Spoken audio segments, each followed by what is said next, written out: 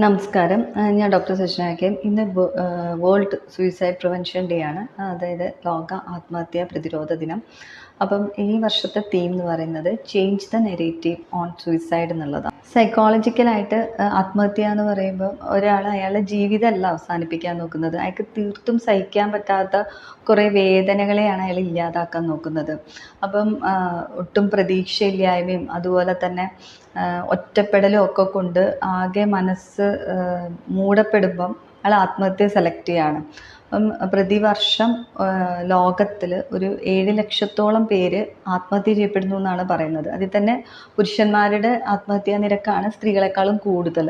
പലപ്പോഴും ആളുകൾ ഒരു മാനസികമായിട്ടുള്ള എന്തെങ്കിലും ബുദ്ധിമുട്ടുകൾ ഉണ്ടാകുമ്പം അല്ലെങ്കിൽ അവരുടെ ജീവിത സാഹചര്യങ്ങൾ കൊണ്ടൊക്കെ അവർക്കത് കോപ്പപ്പ് ചെയ്യാൻ പറ്റാതെ അതിനെ ഒരു നേരിടാൻ പറ്റാത്തൊരു സിറ്റുവേഷൻ വരുമ്പോഴൊക്കെ അത് മറ്റുള്ളവരുടെ അടുത്ത് തുറന്നു പറയുകയോ അല്ലെങ്കിൽ പ്രൊഫഷണൽ ഹെൽപ്പ് വേണ്ട സമയത്ത് അങ്ങനെ ഒരു ഹെൽപ്പ് എടുക്കുകയോ ചെയ്യാത്തത് പലപ്പോഴും തങ്ങളെ മറ്റുള്ളവർ മോശക്കാരായി വിചാരിക്കും അല്ലെങ്കിൽ കഴിവില്ലാത്തവരായിട്ട് വിചാരിക്കും എന്നുള്ള ഒരു ചിന്താഗതി കൊണ്ടുകൂടിയാണ്.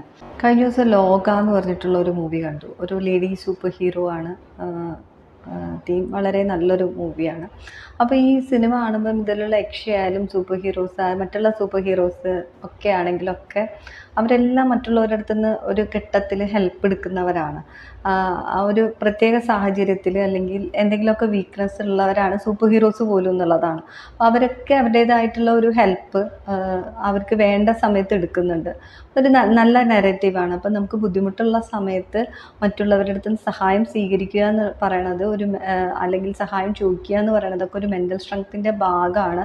അതൊരു കഴിവുകേടല്ല അല്ലെങ്കിൽ അതൊരു മോശമായിട്ടുള്ള കാര്യമല്ല എന്നുള്ള ഒരു തിരിച്ചറിവ് നമുക്കുണ്ടാവണം.